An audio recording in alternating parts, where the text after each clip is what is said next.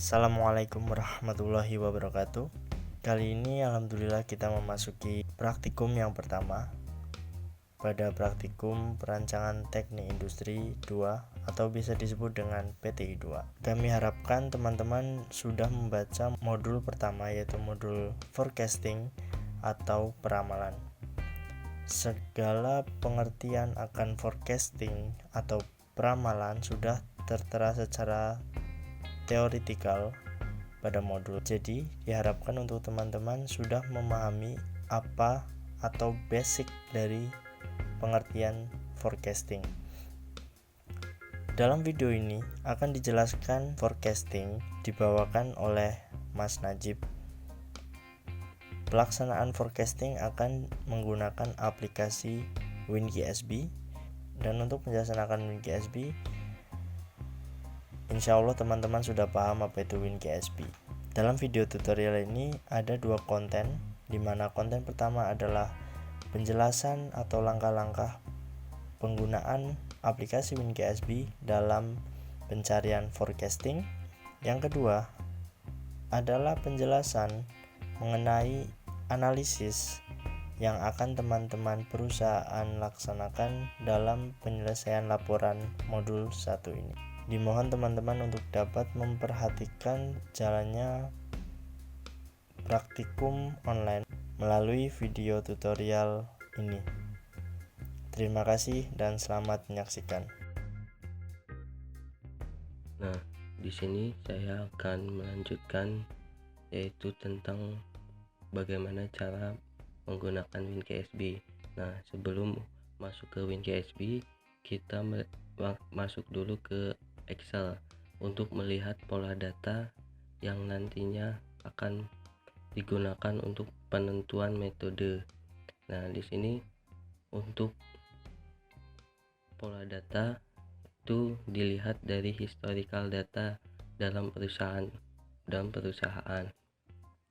Nah, ini dilihat data permintaannya selama 2 tahun atau 24 periode. Untuk melihat pola data, kita masuk ke line. Selanjutnya kita pilih yang lain. Nah, di sini kita mengetahui pola data yang muncul. Untuk contoh, pola data yang muncul yaitu pola data random. Setelah mengetahui pola data, kita masuk ke WinGSB. Untuk WinGSB-nya kita pilih yang forecasting and linear regression. Kita buka forecasting and linear regression. Nah, kita selanjutnya setelah buka WinGSB, kita pilih file. Untuk file kita pilih new problem. Kita klik new problem. Nah, di sini akan muncul problem specification. Untuk problem title kita isi PT atau perusahaan, kelompok. Untuk di sini untuk contoh yaitu PT XYZ. Untuk time unitnya kita isi bulan. Untuk number of time unitnya itu selama 2 tahun atau 24 periode. Untuk problem tipenya itu time series forecasting. Nah, setelah kita isi, nanti kita langsung klik OK. Maka akan muncul seperti ini, historical data selama 2 tahun atau 24 periode. Nah, di sini nanti kita isi yang tadi udah dimasukkan ke Excel, kita copy yang dari Excel. Kita copy datanya, langsung kita masukkan ke WinGSB. Nah, ini kita sudah di copy paste data yang sudah ada, yaitu selama 2 tahun atau 24 periode. Selanjutnya kita ke solve and analysis. Selanjutnya perform forecasting.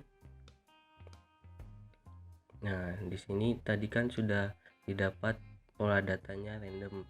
Nah, untuk pola data random maka terserah mau pakai metode apa saja, tapi biasanya itu yang dipakai itu simple average, moving average, dan linear regression.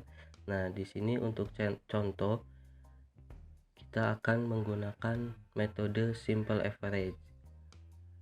Nah, kita pilih simple average. Untuk metode parameternya kita pilih assign values, dan search-nya itu kita pilih MAD. Nah, untuk number of periode to forecast-nya itu kita pilih 4.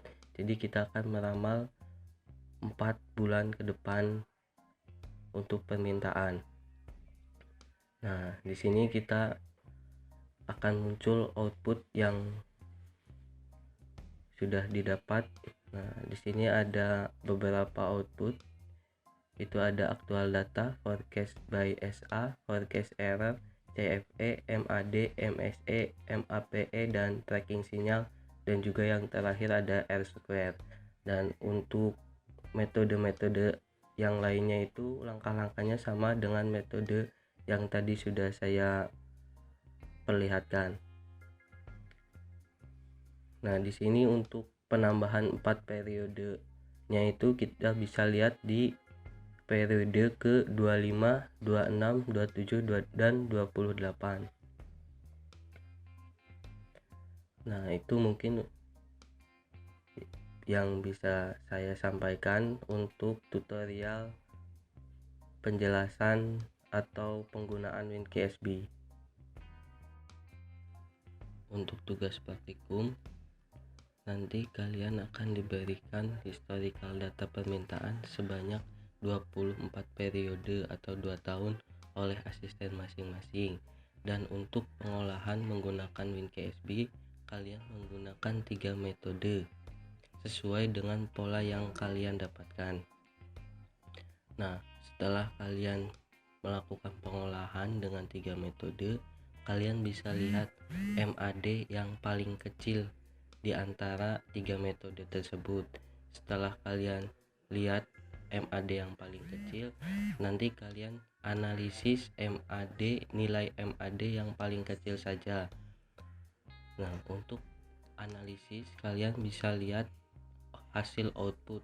Nah, untuk periodenya kalian ambil 5 periode saja untuk yang dilakukan analisis. Nah, setelah analisis hasil output tersebut, kalian bisa lihat atau bisa melakukan perhitungan secara manual. Nah, untuk perhitungan secara manual ini ada beberapa. Yang pertama itu perhitungan manual errornya, yaitu error itu sama dengan untuk mencarinya aktual data dikurangi forecasting by LR.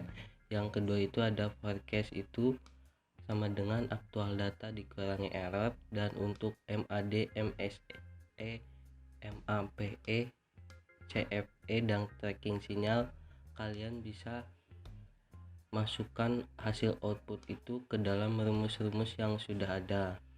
Nah, mungkin cukup itu yang bisa saya sampaikan. Mohon maaf apabila ada kesalahan ataupun penyampaian materi yang kurang jelas. Wabillahi taufiq wal hidayah. Wassalamualaikum warahmatullahi wabarakatuh.